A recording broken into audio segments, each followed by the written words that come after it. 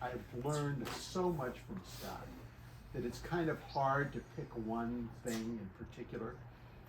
But I've latched on to the fact that Scott was a doer. Now, we all know that. But if you didn't, and you walked into this room and you spent just a few minutes, you would understand Scott was a doer.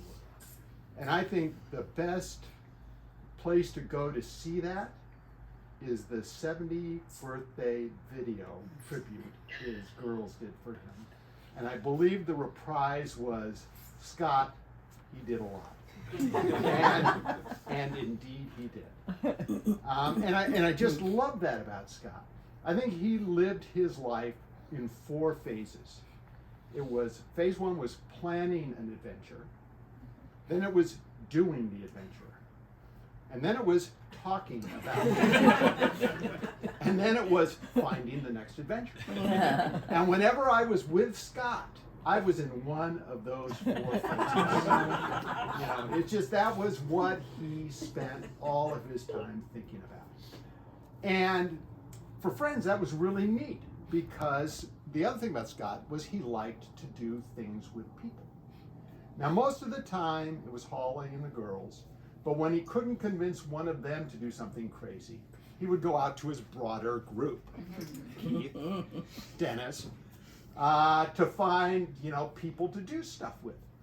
And for me, that was really good, because Scott had a tendency to kind of not push you, but encourage you to do stuff that kind of was a little outside of your comfort zone.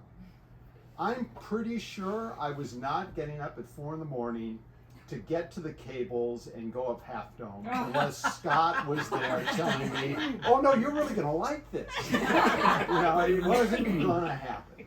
So, you know, it was that encouragement.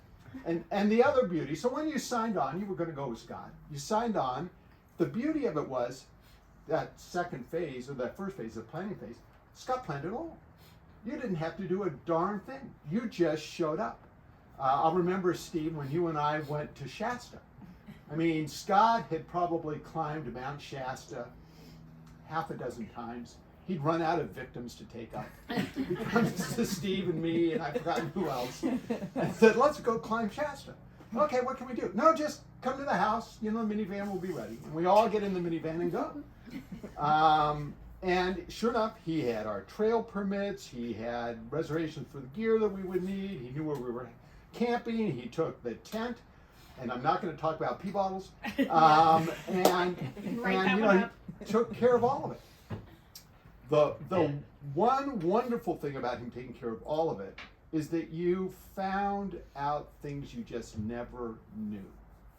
So we're going up to Shasta. It's a kind of, for people who don't know, you kind of leave in the afternoon. You get kind of halfway up, you get to 10,000 feet, and then you have to spend, quote, the night, because you have to acclimate before you go to the top, which is what, 15,000 feet. And that night, you're kind of in a place that's, you know, kind of like camping. So I figured, well, Scott's going to bring some camping food for us. We'll probably have spaghetti. You know, we'll wake up the next morning and we'll have oatmeal. It'll be great.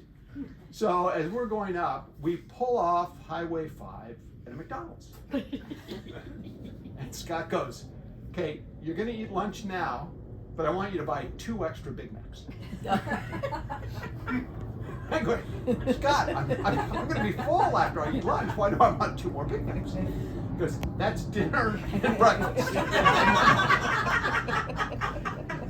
At which point I go, this is not going to go well. But I dutifully order my 2 extra Big Macs, and off we go. And sure enough, we get to the place where we're camping at night. It's now 8 o'clock. It's freezing cold. It's dark. He goes, well, let's have our Big Macs. And I start eating mine and go, this isn't happening.